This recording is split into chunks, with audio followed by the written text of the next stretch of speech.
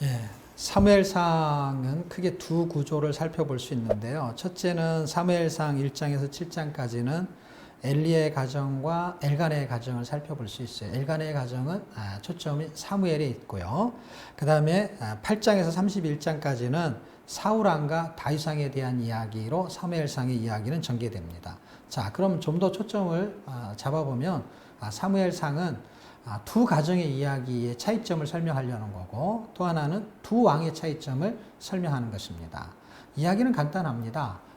첫 번째 두 가정의 이야기 중에서 엘리의 가정은 자기 속에 옳은 대로 살았던 모습을 보여주는 가정이고요. 그런 시대라는 것은 자기 속에 옳은 대로 살았던 사사시대를 말하죠.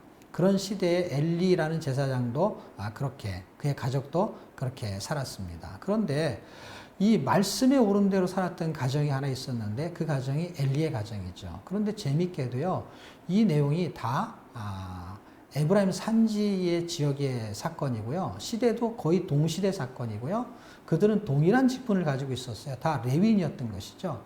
같은 레위인이 타락을 하고 있었는데 이 같은 지역에 같은 시대에 타락하지 않고 말씀이 옳은 대로 살았던 가정이 있었던 것이죠. 그 가정은 바로 엘가나의 가정이었습니다. 엘가나의 가정에 말씀이 옳은 대로 살았음에도 불구하고 놀라운 일은요, 좋은 일이 생기지 않고 안 좋은 일, 다시 말하면 어려운 일이 생겼던 것이죠. 물론 그렇습니다. 우리가 예수를 잘 믿으면 복을 받고 좋은 일이 생기면 참 좋은데 예수를 잘 믿어도 어려운 일이 생길 수 있다는 것이죠. 우리는 그걸 이해할 수 없지만 이 사무엘이 출생하는 걸 통해 가지고 그 어려움의 목적을 찾아내면 참 좋겠습니다. 엘간의 가정에는요, 한나라는 아내가 있었습니다. 근데 그 한나는 아이를 한나도 낳지 못해서 한나였습니다. 그런데 엘가나 가정에는 한나만 있는 게 아니라 분인나도 있었습니다. 이 분인나는 애를 많이 낳았어요. 그런데 이 분인나가 애를 많이 낳으면서 한나를 분인하게 했어요. 그래서 한나의 이름은 아이를 한나도 못 낳아서 한나고, 분인나는 한나를 분인하게 해서 분인나예요. 이러면 절대로 이름을 잊어버리지 않습니다. 어쨌든 어려움을 당했어요.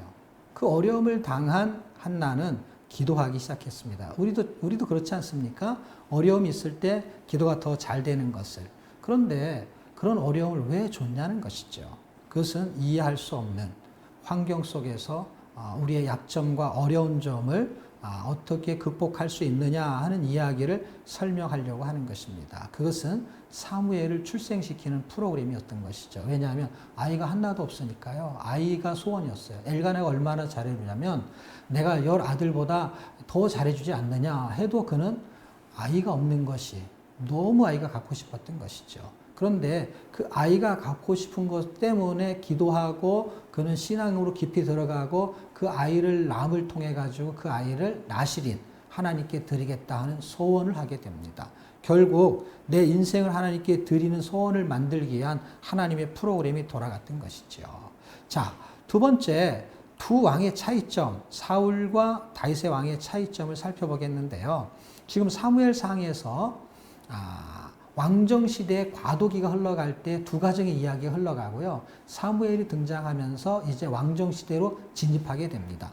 그런데 왕정시대에 진입하기 전에 하나님이 꿈꾼 왕정제도가 있어요. 그거는 신명기 17장에 설명하고 있는데요. 하나님께서는 당신이 택한 왕을 왕으로 세워야 된다라고 말합니다. 이유는, 목적은 메시아 왕국, 하나님이 통치하는 나라를 꿈꾸는 것이죠.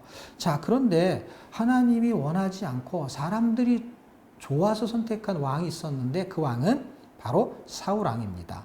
무슨 얘기냐면 두 왕 중에 사울은 사람이 선택한 왕이라면 다윗은 하나님이 선택한 왕이죠. 그래서 두 사람의 대조점이 뭐냐면 사울은 자기의 생각이 옳은 대로 꼭 엘리야 가정처럼 살았던 것이고요.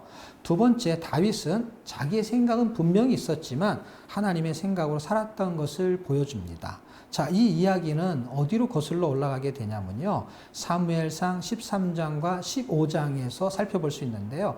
13장에서는 사울이 블레셋 전투에서 번제에 대한 교만, 다시 말하면 제사장이 드려야 되는 번제를 자기가 드리게 됩니다. 두 번째는 15장의 아말렉 전투에서요. 진멸에 대한 불순종. 하나님께서는 아말렉을 진멸하라고 했는데 진멸하지 않았던 불순종이죠. 왜 이랬을까요? 이건 자기의 생각이 움직였습니다. 그런데 하나님께서는 15장에서 자기의 생각대로 불순종한 사울에게 하나님은 사무엘을 통해서 순종이 제사보다 낫다. 잘 아시죠? 그런 말씀을 했습니다. 그런데 그가 그때 폐유를 당하기 시작합니다. 왜냐하면 네가 내 말씀, 내 말을 어겨서 내 말을 버렸기 때문에 나도 너를 버려 왕이 되지 못하게 하겠다라고 말합니다. 그리고 곧바로 16장에 하나님께서는 다윗에게 기름을 붓게 되는 사건이 등장하고 다윗이 하나님 말씀에 합하다 그리고 하나님의 말씀대로 하나님의 계획대로 산 인물이다라는 것을 보여주게 되는데 그는 믿음으로 골리앗을 이기는 사건이 등장하는데 그게 17장이죠. 17장에서 골리앗을 어떻게 이깁니까? 믿음으로 이기죠. 왜냐하면 지금 두 군대가 양쪽에 서가지고 골짜기에서 싸움을 벌이고 전쟁을 벌이는 기간에 그 골리앗이라는 사람이 등장해가지고 싸움을 도두게 만드는데 이 골리앗이 너무 기골이 장대하니까 이 이스라엘 백성들은 아무도 상대를 못합니다. 그 이유는 간단합니다. 그들이 너무 크기 때문에 그가 너무 거인이기 때문에 이길 수 없다고 생각했습니다. 그런데 이제 고등학교 1학년밖에 안 된 나이에 다윗이 어떻게 그를 이길 수 있습니까? 골리앗을. 그런데 그는 믿음으로 그는 신앙 고백으로 너는 칼과 단창으로지만 나는 여호와의 이름으로 나간다라고 말했습니다. 그 관점이 어느 정도로 차이가 있냐? 완전한 차이를 받게 됩니다. 그들은 거인이라서 이길 수 없다고 생각했는데 다윗은 거대한 표적으로 생각했던 것입니다. 그렇기 때문에 그가 던지는 돌은 아무렇게나 던져도 맞는다고 생각했어요. 왜냐하면 너무 크기 때문에. 이건 상식을 벗어나는 것이죠. 이 세상은 이길 수 없는 거대한 조직이고 거대한 거인과 같아요. 그러나 믿음이 있는 사람은 히브리서에서 뭐라고 말하냐면 세상이 감당치 못한다. 골리앗이 다윗을 감당할 수 없었어요. 왜 그렇죠? 그는 믿음을 갖고 있었기 때문입니다. 이 생각의 차이가 얼마나 깊냐면요. 사울은 자기 생각으로 다윗을 죽이려고 했지만 다윗은 자기의 생각이 아닌 하나님의 말씀으로 두 번씩이나 사울을 살려주는 기회를 갖게 됩니다. 그것은 24장과 26장을 자세하게 읽어보시면은 어떻게 다윗이 사울을 살려주는지에 대한 내용을 자세히 읽을 수가 있습니다.